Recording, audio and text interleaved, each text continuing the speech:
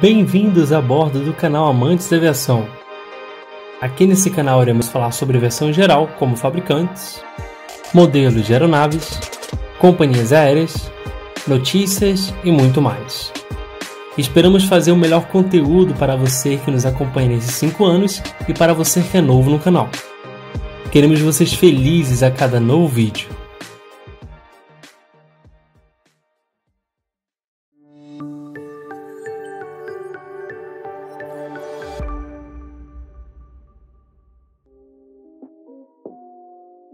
E nesse primeiro vídeo da Amantes da Aviação, iremos contar a história da Embraer. A história da Embraer remete aos primórdios da aviação no Brasil e no mundo, com a contribuição de personalidades brasileiras importantes.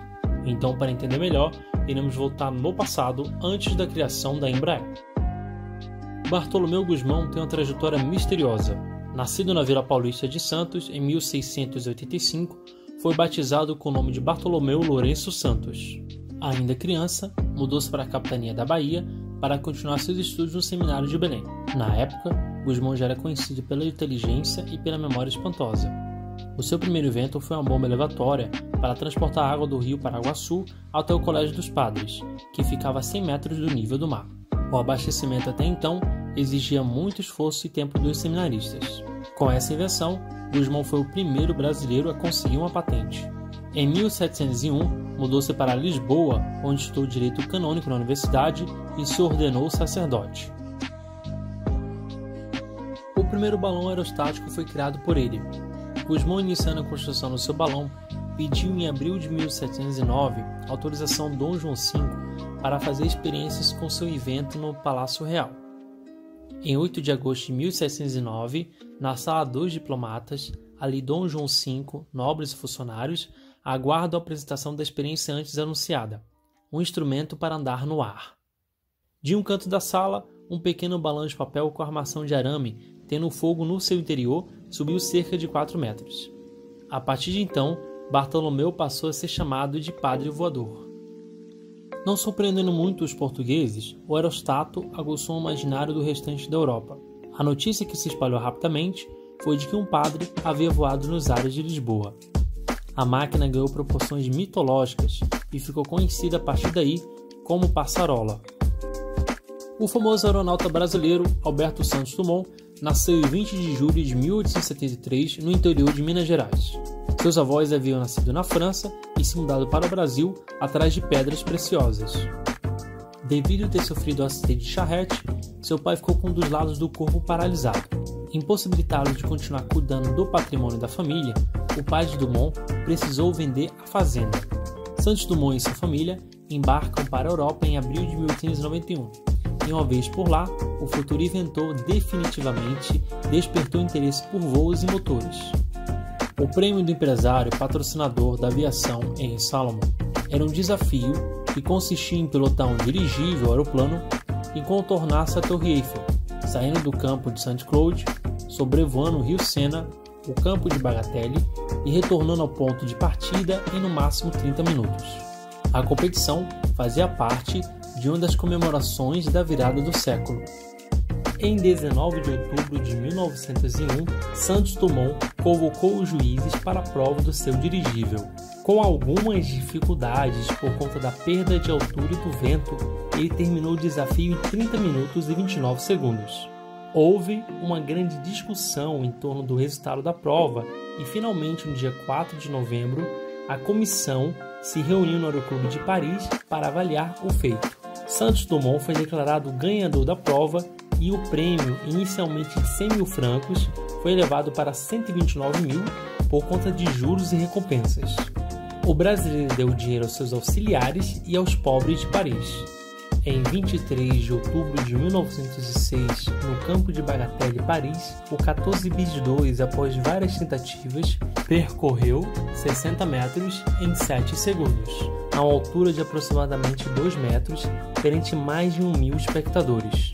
Porém, o pouso brusco danificou as rodas do avião. Esteve presente a Comissão Oficial do Aeroclube da França, que era uma entidade reconhecida internacionalmente e autorizada a homologar qualquer evento significante. Com o 14 bis 3, agora com ailerons para ajudar na direção, percorreu 220 metros e 21,5 segundos a uma velocidade de 30 km por hora, assim estabelecendo o recorde da época. O feito ocorreu em 12 de novembro do mesmo ano e foi registrado pelo Aeroclube da França em um monumento preservado no campo de Bagatelle. Um outro projeto famoso do Santos Dumont foi o Demoiselle, avião muito leve que conseguiu alcançar altas velocidades, cerca de 90 km por hora. O primeiro construído voou em 1907 e foi desenvolvido até 1909. O Demoiselle foi o modelo base para outros aviões da época, sendo produzido em série, recebendo diversas cópias em vários países da Europa e nos Estados Unidos. Os feitos do Santos Dumont na área que empreendeu renderam-lhe o título de pai da aviação, uma vez que sua obra permitiu com que os aviões se popularizassem mundialmente. Santos Dumont nunca quis patentear suas invenções, considerando-as um bem comum à humanidade. O Ministério da Aeronáutica, criado no governo de Getúlio Vargas, surgiu com o objetivo de estimular o progresso da aviação nacional. O primeiro-ministro a assumir o comando foi Joaquim Pedro Salgado Filho, em 20 de janeiro de 1941. Salgado Filho ajudou a criar o primeiro grupo de aviação de caça, sendo um grupo muito importante para a aviação brasileira durante a Segunda Guerra Mundial, assim criando a Força Aérea Brasileira em 22 de maio daquele mesmo ano. Desempenhou papel importante nas negociações entre os governos do Brasil e dos Estados Unidos, que acabaram levando o Brasil a ceder pontos do seu litoral como bases militares nos aliados da Segunda Guerra Mundial. Foi um dos criadores do Correio Aéreo Nacional e da Escola da Aeronáutica, que resultou na separação da Força Aérea Brasileira do Exército. Em 29 de janeiro de 1946, foi criada a Comissão de Organização do Centro Técnico de Aeronáutica, sob a liderança do brigadeiro Casimiro Montenegro Filho, tendo como uma de suas missões estabelecer um órgão científico, técnico e educacional do Ministério da Aeronáutica. O CONCTA elegeu o município de São José dos Campos, em São Paulo, para sediar as instalações. O projeto da sede foi concebido pelo arquiteto Oscar Niemeyer. Em 16 de janeiro de 1950, foi criado o Instituto Tecnológico da Aeronáutica. O professor Richard Smith foi escolhido como primeiro reitor do Instituto. O Instituto de Pesquisa e Desenvolvimento foi o segundo criado dentro do Centro Técnico de Aeronáutica, em 1954. Tinha sob sua direção os departamentos de aeronaves PAR, de eletrônica PEA, de materiais PMR e de motores PMO. Entre os principais objetivos do IPD estava ensaiar e homologar novos tipos de aeronaves produzidas ou modificadas no Brasil. Osiris Silva nasceu em 8 de janeiro de 1931 na cidade de Bauru, interior de São Paulo. O menino, que já demonstrava interesse por aviões, questionava: se o inventor do avião é brasileiro, por que não podemos construir os nossos aviões? Com essa pergunta, ele e seu inseparável amigo, Benedito César, chamado de Zico, questionava o desenvolvimento do Brasil por meio da aviação, pois todas as aeronaves do aeroclube da cidade eram fabricadas por americanos e franceses. Começou assim a vontade de se tornarem engenheiros aeronáuticos. No Brasil não existia uma escola que oferecesse o curso e seus pais não tinham condições financeiras para enviá-lo ao exterior. Para iniciar no ramo, em 1948, Osiris ingressou como cadete na Escola da Aeronáutica no Rio de Janeiro. Após formado, serviu na Amazônia, trabalhou no Correio Aéreo Nacional, no Rio de Janeiro, e na Base Aérea de São Paulo. Em 1958, Osiris foi acordado de madrugada para acompanhar um amigo, que lhe falou do ITA, uma escola de primeiro mundo e que formava engenheiros aeronáuticos. Já no ano seguinte, mudou-se para São José dos Campos, São Paulo, para ingressar no ITA, onde finalmente iria correr atrás dos seus sonhos.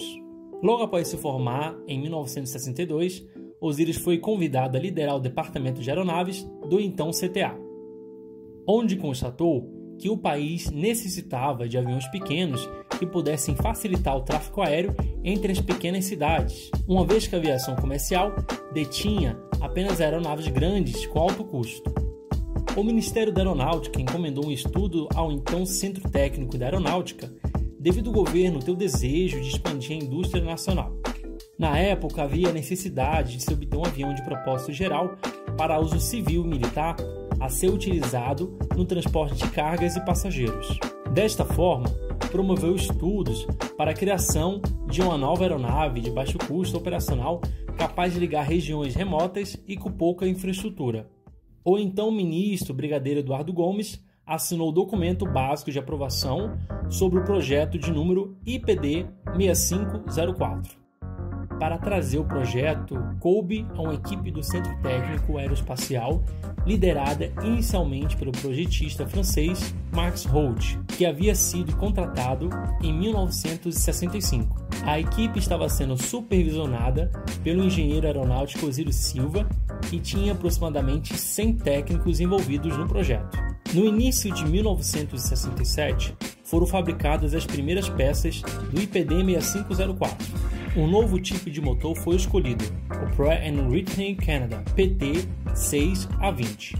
A escolha desse grupo propulsor foi muito acertada e seria determinante para a aceitação futura do avião no mercado norte-americano. O avião recebeu a matrícula FAB 2130 e a designação YC95, pois a encomenda inicial seria destinada para a Força Aérea Brasileira. O projeto foi batizado com o nome Bandeirante, que era uma homenagem aos desbravadores do Brasil no século XVI. O nome foi escolhido pelo brigadeiro Paulo Victor.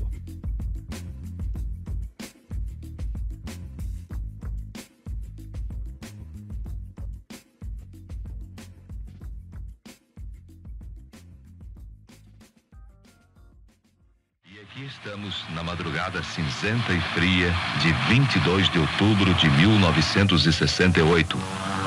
Cansados, emocionados, mas cheios de fervor.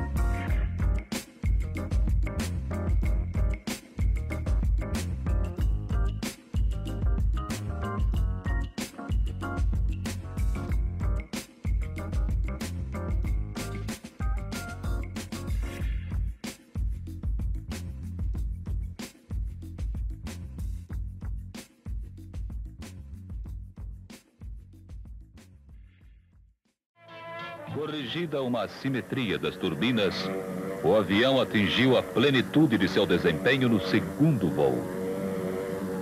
O triunfo da comunidade aeronáutica, criando nosso primeiro bimotor hélice, é agora um termo de responsabilidade que se passa a todos os brasileiros.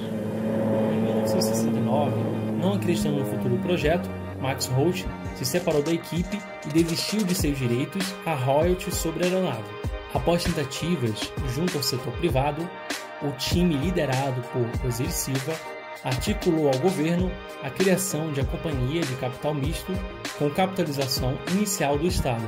E finalmente a Embraer foi criada em 19 de agosto de 1969 pelo Decreto-Lei número 770, assinado pelo presidente Arthur da Costa e Silva.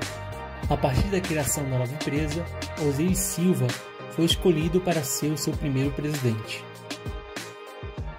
Esperamos que tenham gostado desse vídeo. Pedimos a gentileza de deixar seu comentário e curtida para que possamos sempre fazer novos vídeos de qualidade para você.